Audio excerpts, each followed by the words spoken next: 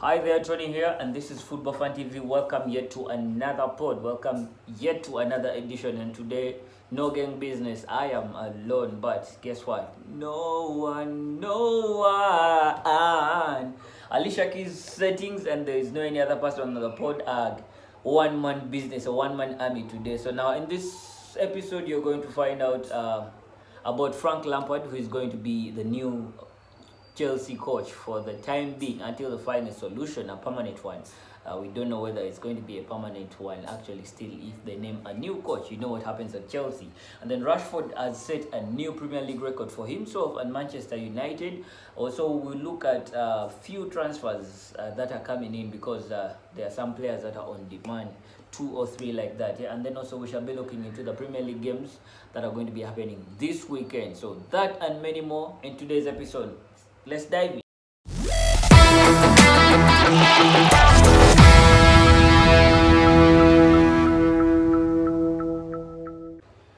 Well, Frank Lampard is said to be named the Chelsea interim coach until June, and then as they try to find a long-term solution. Now, according to Fabrizio Romano, documents are ready and all said to be signed for Frank Lampard as Chelsea caretaker manager, just waiting on the club announcement or the statement. Now, Lampard will be under contract until the end of the season.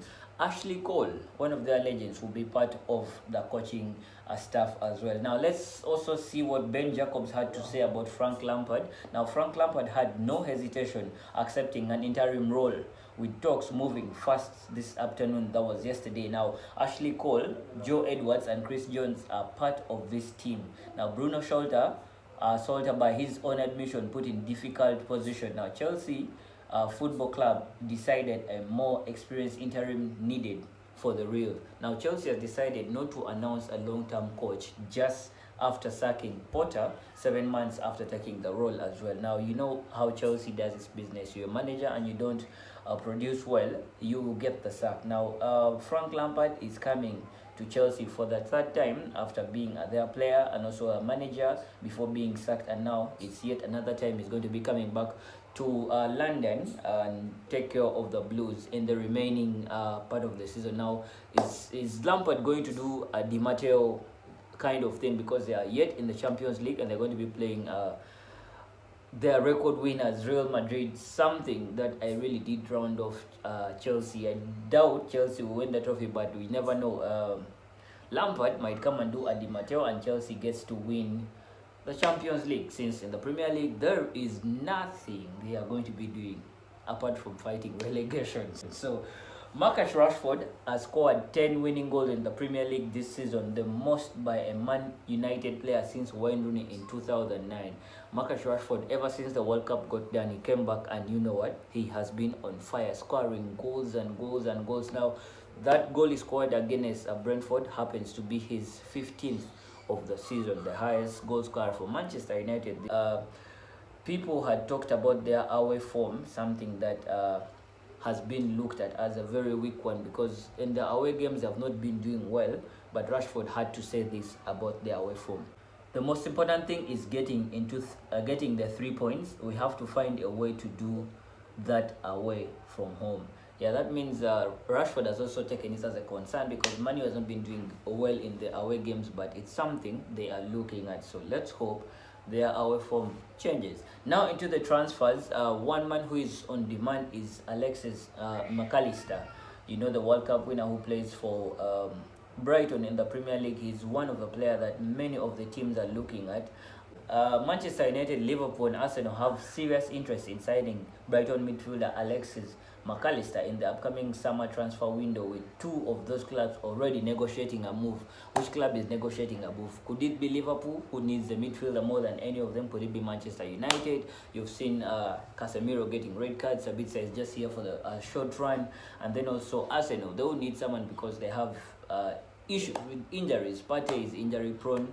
And then Granit Xhaka maybe is not the number 8 that would be wanted by the team, but has been doing the job. So who do we think is going to sign Alexis McAllister? Another player also who is on demand is Mason Mount, who is going to be left with only 1 year on his Chelsea contract if he doesn't sign a new contract, because the contracts have been stalling ever since I think basing on the wages and all that, but we do not know which club is going to go for it. Arsenal is in for it. Manchester United, as usual, they're always there for a very big English player if he's on the market. Liverpool as well is on that one, so we are going to see about that transfer as well. So those are the two interesting transfers I wanted to look at. Now let's dive into the weekend games as they are going to be coming in today. I'm going to be giving you my predictions alone since Isaac is not here, and I know from the start it's no gang business, but it's one-man army, so I'll be giving you my predictions for the game. Now Manchester United will host Everton at the Old Trafford on Saturday. It's going to be at it's an early kickoff game actually. It's going to be at 2:30 East African time. So Manchester United will host Everton, I think, since they are home, and yeah, have been doing good at home, and Everton is kind of fighting to move away from the red zone. I think Manchester United will win this game at home 2-1. Another game we have on Saturday is Aston Villa versus Nottingham Forest. I see a draw in this one. Then Brentford Newcastle, another very interesting game to watch. It's going to be a high scoring game since Newcastle lately has learned how to score as well. And then Fulham West Ham. I see West Ham winning this one because I think David Moyes needs more of the win than Fulham does. So if he doesn't win, of course the fans are on his neck, and he's going to be the next to get the sack. Now we've had Potter sacked, Brendan Rodgers has been sacked. I think the next one to get the axe is going to be David Moyes. So he really needs to win this game against Fulham. So I'm going to go 2-1 in favor of West Ham. And then still on Saturday we have Wolves welcoming Chelsea. It's going to be at 5 p.m. East African time. And then Chelsea, what do I think? Will Chelsea win this game? I am going to go a bold one. I'm going to give Wolves a win in this game, and it's going to be a 2-0 win for Wolves. I think Wolves will win this game. And then Brighton plays Tottenham, that had a draw midweek against Everton. So Tottenham is at home and then Brighton is there. So I think I'm also going to go a bold one here. It's going to be a banana skin for Spurs, and I think Brighton is going to win this game 2-1. It's going to be a 2-1 for me. And then Southampton Manchester City, still on Saturday at 7 p.m. Man City is going to win this one easily. They're going to trash Southampton, I think 4-1. So and then Leicester is going to be playing Bournemouth as well. That's on Saturday. I see Leicester winning this one. Bournemouth, I won't rule them off. I won't say totally it's going to be an easy win for Leicester, but Leicester needs this win and they're going to win it as well. Then on Sunday, Super Sunday, Leeds will welcome Crystal Palace. That is at 4 p.m. East African time, and Leeds Crystal Palace, tight game. Crystal Palace won their last game and I predicted them winning a game, so I think this one is going to be a draw. I think it's going to be a draw. Crystal Palace they won't be able to win this one. I think it's going to be a draw.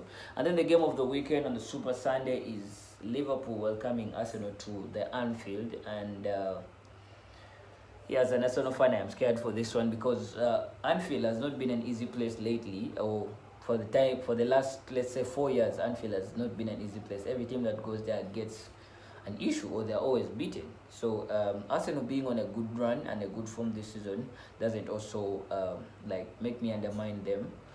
I think it's going to be a tight game. I would wish Arsenal wins that game, but I think it's going to be a draw. The best Arsenal can pick from the Anfield is a draw, and I would take a win as well, but so I think a draw would do in this game, but I see Liverpool also going to be a tough one in this one after what they did to Manchester United, despite having a very poor form, but they managed to pick up a result and humiliate their rivals. So I see Arsenal and Liverpool ending a 2-2 draw.